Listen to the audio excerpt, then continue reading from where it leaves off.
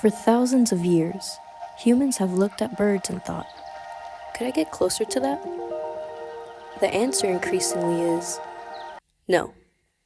Here at White Rock Lake lives a nesting pair of eagles and their 3 eaglets. That's 5 eagles total, or as scientists like to call it, quite a lot of eagle.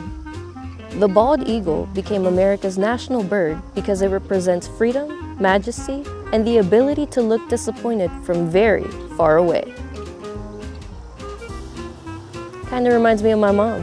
While the eagles are raising their young, they need space, quiet, and minimal stress. Unfortunately, they live near humans, who are famously incapable of seeing wildlife without wanting to pet them.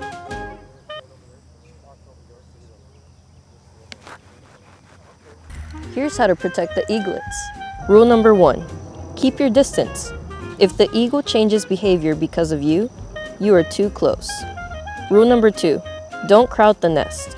That includes flying drones, loud groups, climbing near nesting areas, trying to get a better shot. Rule number 3, keep dogs leashed.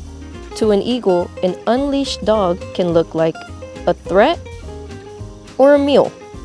A stressed eagle may leave the nest, circle overhead, vocalize repeatedly, or tell you to back the up. Healthy eagle populations are a sign of a healthy ecosystem, which is science's way of saying, if the giant sky predators are thriving, things are probably going reasonably well. People come from all over to see these birds, and if everyone behaves responsibly, the eaglets may grow up successfully and may return here one day, like college students, except quieter and better at hunting fish. So if you visit White Rock Lake, admire from afar, use binoculars, respect barriers and guidance. Keep the noise down. And remember, the best wildlife experience is one where the wildlife barely notices you exist, which emotionally may prepare you for adulthood.